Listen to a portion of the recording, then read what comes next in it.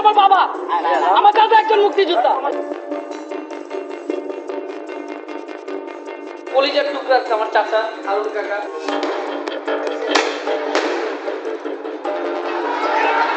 আগস্টের ছাত্র আন্দোলনে দেশ যখন উত্তাল, তখন পতিত স্বৈরাচার আওয়ামী লীগের পক্ষে অনলাইনে সরব ছিল একদল ইউটিউবার, কন্টেন্ট ক্রিয়েটর, টিকটকার। আর এই কন্টেন্ট ক্রিয়েটরদের নেতৃত্ব দিচ্ছিলেন ইউটিউবার তহিদ আফ্রিদি। তহিদ আফ্রিদির নেতৃত্বে একদল কন্টেন্ট ক্রিয়েটর, টিকটকার হাত মিলেছিল স্বৈরাচার হাসিনার সঙ্গে। তারা মোটা টাকার বিনিময়ে লিপ্ত হয় গভীর ষড়যন্ত্রে। ছাত্র আন্দোলনের বিরুদ্ধে ভিডিও বানিয়ে আন্দোলন ভিন্ন খাতে প্রবাহিত করার কড়া নির্দেশ দিয়েছিল আফ্রিদি। কন্টেন্ট ক্রিয়েটরদের সর্দার আফ্রিদির কথা মতো কয়েক লাখ টাকার বিনিময়ে প্রথম ভিডিও বানিয়ে প্রকাশ করেন তাহমিনা চৌধুরী প্রীতি নামে এক টিকটকার। হাসিনা পতনের পর ওই টিকটকারের বাড়িতে বিক্ষুব্ধ জনতা হামলা চালালে পরে জানা যায় আফ্রিদির কাছ থেকে টাকা নিয়ে সরকারের পক্ষে ভিডিও বানিয়েছিল তাহমিনা চৌধুরী নামের ওই টিকটকার। তাহমিনার বাড়িতে হামলা হলেও মাস্টারমাইন্ড আফ্রিদির গায়ে একটুও টোকাও লাগেনি। ইন্টারনেট বন্ধ করে গণহত্যার সময় আওয়ামী লীগের একটি অফিসে ডেকে 25 কন্টেন্ট ক্রিয়েটরকে রাষ্ট্রীয় মামলার হুমকি দিয়ে সরকারের পক্ষে ভিডিও বানানোর কড়া নির্দেশনা দেওয়া হয়। সরকারের পক্ষে কাজ করলে তাদের আর্থিক সুবিধা সহ নানা প্রলোভন দেখানো হয়। ডিনার শেষে দেওয়া হয় অর্থ। এই আয়োজনটিরও মাস্টারমাইন্ড ছিলেন তহিদ আফ্রিদি। ফুড আপ্পি হিসেবে পরিচিত এক ফুড ব্লগার সময় টিভির এক অনুষ্ঠানে এই বিষয়টি তুলে আনেন। এ সময় ছাত্র আন্দোলনের পক্ষে থাকা কন্টেন্ট ক্রিয়েটরদের নানা ধরনের হুমকি দেন আফ্রিদি। যে আমরা যে যারা যারা পোস্ট দিছি তাদের বিরুদ্ধে রাষ্ট্রীয় মামলা হতে যাচ্ছিল। আচ্ছা, তহিদ আফ্রিদি ভাই এই জিনিসটাকে থামায় বলছে যে কন্টেন্ট ক্রিয়েটর গুলোকে ডাকা হোক, ডেকে এদেরকে বোঝানো হোক তারা যেন সরকারের পক্ষ নিয়ে, ছাত্রদের বিপক্ষ নিয়ে এবং জামাত শিবিরের বিপক্ষ নিয়ে তারা যেন ভিডিও আপলোড করে, তাহলেই হয়ে যাবে। মানে মূল হোতা যেটাকে আমরা বলি সেটা ছিল তহিদ আফ্রিদি ভাইয়া। ওখানে যাওয়ার পরে আমাদের সাথে রাব বিহেভ করা হয়েছে আমি বলবো না, আমাদের কাছ থেকে ফোনটা নিয়ে নেওয়া হয়েছে যেন আমরা কোনো কিছু রেকর্ড করতে না পারি বা কোনো কিছু ক্লিপ ধারণ করতে না পারি। আমাদেরকে কি কি লোভ দেখানো হয়েছিল আমি একটু ক্লিয়ার করি। সেটা হচ্ছে বিটিএসএল এর মাধ্যমে আমাদের পেজ যেন অলওয়েজ ফেসবুকের কাছে সিকিউর এবং সেফ থাকে, এটা তারা উদ্যোগ নিবে।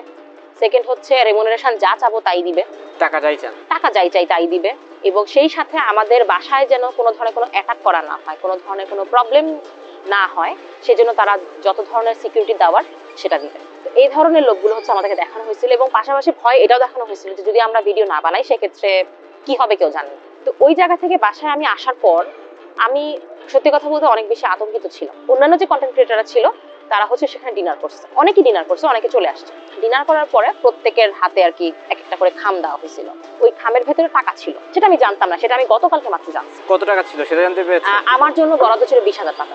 অন্য বাকি কাকে কি দিয়েছে সেটা তো আমি বলতে পারবো না। আমার জন্য বরাদ্দ ছিল 20,000 টাকা। সেটা নাকি তহিদ আফ্রিদি ভাইয়া বাকি সবাইকে বলছে যে ফুডাপ্পির টাকাটা আমি বিকাশে তাকে সেন্ড করে দিয়েছি। বাট এটা মানে সম্পূর্ণ একটা গুজব। ওই 17 তারিখ লাস্ট ওই টাকা দেওয়ার পোস্টের পরই আমার সাথে মেইন ঝামেলাগুলো স্টার্ট হয়। আমারই একজন বন্ধু মানুষ সে ফোন দিয়ে বললো তুই পোস্ট ডিলিট কর, এই পোস্টগুলো রাখা উচিত না, কারণ এটা সামনে অনেক ঝামেলা হবে, তোর নয় মামলা হবে। সরকার পতনের কিছুদিন আগে সাবেক ডিবি প্রধান হারুনের ভিডিও ফাঁস হয়। অনলাইনে সাবেক ডিবি প্রধান হারুনের আপত্তিকর ভিডিও যে কোনো মূল্যে সরিয়ে দিতে সাইবার এক্সপার্ট ধরেছিলেন আফ্রিদি। সরকার পতনের পর আফ্রিদি দাবি করেছেন ডিবি হারুন তাকে নানা ধরনের হুমকি ধামকি দিত, অথচ ডিবি হারুনকে চাচা দাবি করে তার অফিসের ভিতরে ব্লগিং করত আফ্রিদি। আমাদের কলিজার টুকরা আমার চাচা হারুন কাকা। অভিযোগ আছে ডিবি হারুনের নাম ভাঙিয়ে বিভিন্ন জায়গায় ভয়ভীতি দেখাতো সে। কথা বললাম, ওরা বললো যে ভাই এটা পসিবল হবে না, কারণ হচ্ছে অনেক জায়গায় চলে গেছে, তো অনেকের রাইট ম্যানেজার আছে, এতগুলো ভিডিও আসলে এগুলো এভাবে রিমুভ করতে হবে না। মানে ফেসবুক থেকে 90% রিমুভ করলেও হয়। ছাত্র আন্দোলনের বিরুদ্ধে অবস্থান নেওয়া তহিদ আফ্রিদিকে বলা হচ্ছে এই প্রজন্মের ডিজিটাল রাজাকার। এখন কেমন আছেন তিনি? ছাত্র আন্দোলনের অন্তত 4টি মামলায় তহিদ আফ্রিদি এবং তার বাবা নাসিরউদ্দিন সাথীর বিরুদ্ধে, যাত্রাবাড়ি এবং বাড্ডা থানার একাধিক মামলার গ্রেপ্তারি পরোয়ানার আসামি আফ্রিদি প্রকাশ্যেই ঘুরে বেড়ান।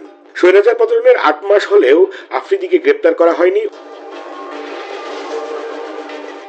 স্বৈরাচারের পক্ষে অবস্থান নিয়ে জাতির সাথে বেইমানি করা তহিদ আফ্রিদি সরকার পতনের পর বিয়ে করেছেন তার দীর্ঘদিনের প্রেমিকা সেই টিকটকারকে। বউ নিয়ে তাকে বিভিন্ন জায়গায় ঘুরতেও দেখা যায়। গত ফেব্রুয়ারিতে তহিদ আফ্রিদি তার ফেসবুক পোস্টে দাবি করেন তিনি দ্য প্রেসিডেন্ট ভলান্টিয়ার্স সার্ভিস অ্যাওয়ার্ডে ভূষিত হয়েছেন। তার দাবি যুক্তরাষ্ট্রের প্রেসিডেন্টের পক্ষ থেকে স্বেচ্ছাসেবী কর্মকাণ্ডে জড়িত থাকার কারণে এই অ্যাওয়ার্ড পেয়েছেন। সরকার পতনের পর চরিত্র উন্মোচন হয় আফ্রিদির। ভিডিও ব্লগিং করতে পারছেন না নেটিজেনরা। আফ্রিদি, সোলাইমান সুখন সহ এসব স্বৈরাচারের দোসর কন্টেন্ট ক্রিয়েটরদের বয়কটের ডাক দিয়েছে।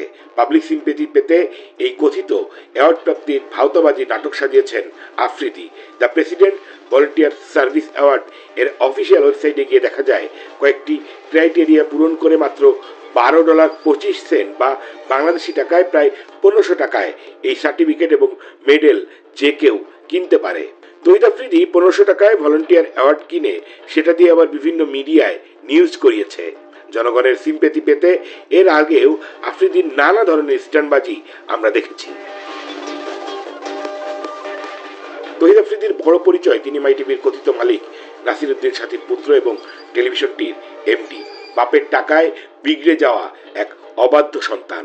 রক্ত দিচ্ছে আমার বাবা, আমার দাদা একজন মুক্তিযোদ্ধা। তুমি না ভাবছো না বলো ক্ষমতাকে, আমাকে বলো আমার ক্ষমতাকে।